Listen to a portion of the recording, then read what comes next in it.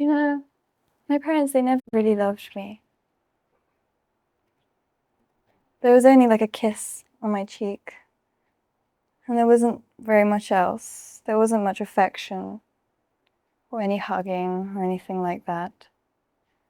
I remember my sister, Sarah, she rang me up one day and she said, "Daddy's gotten married to Rain." And I said, "What?" And she said like that she had found out through the Express.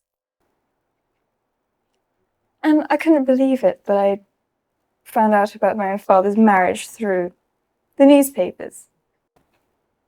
And so she said to me, "We're going to go in there and we're going to sort this out."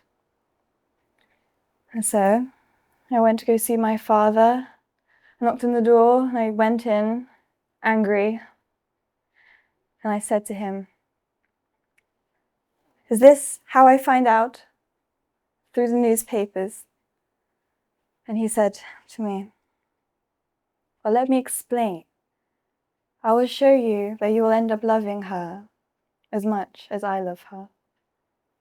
And I looked at him and I said, "I will never accept her as part of our family."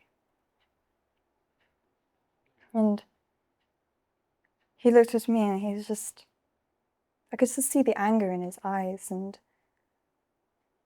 I think I remember throughout the argument I had slapped him. And didn't go very well.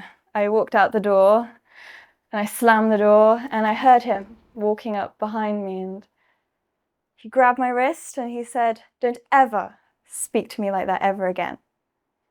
I was terrified, but I knew something was going to happen afterwards. I knew my repercussions were coming in a month or maybe in a year.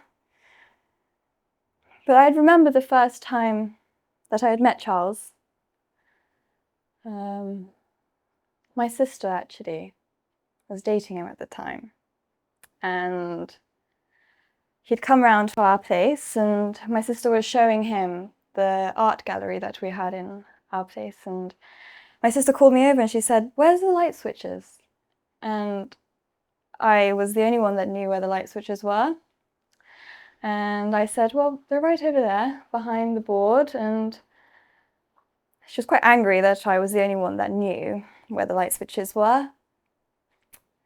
But as I said that, Charles, he kind of just looked at me like a lost puppy. And I kind of just looked back and I just felt bad for him. It's a bit odd. And I walked over to the light switches and he kind of followed me. And I remembered recently that he had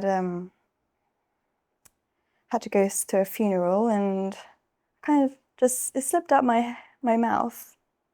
And I said to him, "Well, I feel terrible for you. I think you need someone to be there for you."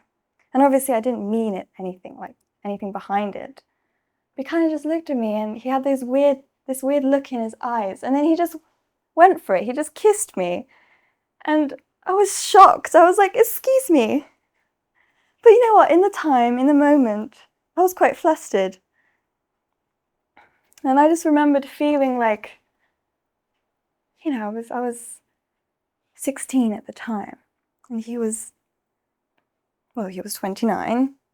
But I just remember thinking, finally, a man, actually likes me. And since then, obviously we all know what happened. Our marriage, I remember our marriage day, our ceremony. Just after the ceremony, we got an interview with ITV. And I remember the interviewer, he was quite odd. He asked me a stupid question. He'd asked me, "Are you two really in love?" And I just looked at him like, what a strange thing to ask someone. Like, when two people get married, you would assume that they love each other. And I said, "Well, of course we love each other." And then Charles just kind of said something. He said, "Well, whatever love is." And I was shocked. that he had said that. What a strange answer. I mean, it just completely threw me back. And then after that, I remember there was a woman, another woman, that he would often have around him all the time, and I'd asked him who she was, and I had my sneaky suspicions who she was. And he had said to me, I will always remember this. He said to me, I won't be the first Prince of Wales to not have a mistress. And since that day forward, I knew what our marriage really was. It's not what I expected it to be at all. And since then, I'd never thought of myself as worthy to be part of the family. And once you get married, you sort of have all these new roles of people that you have to respect, especially in the family that I was married to. And I just never thought I was worthy, and that's what led me to, harm myself and harm my image in a way that, well, I didn't want to sort of make it obvious. I didn't turn to alcohol because then that would be obvious. And then I didn't want to turn to anorexia because that would be even more obvious. So I tried to find something that would, I could hide behind. And for me, that was bulimia. And at the time, it was something that the only thing that I could control about myself and about my life. And I took it out myself because I didn't want to harm anyone else. So I just harmed myself, and people would say that was what caused the marriage to fail. They blamed me, of course. They blamed me for the fail of the marriage, and it took a long time for me to be able to sort of change that perspective of me. And then, actually, I do want to talk about something else. There was a time in my life when I was 24 or 25 that I did have someone that I had this huge crush on. And actually, I saw him more of as a father figure, interestingly enough. He was, working in the same environment as I was.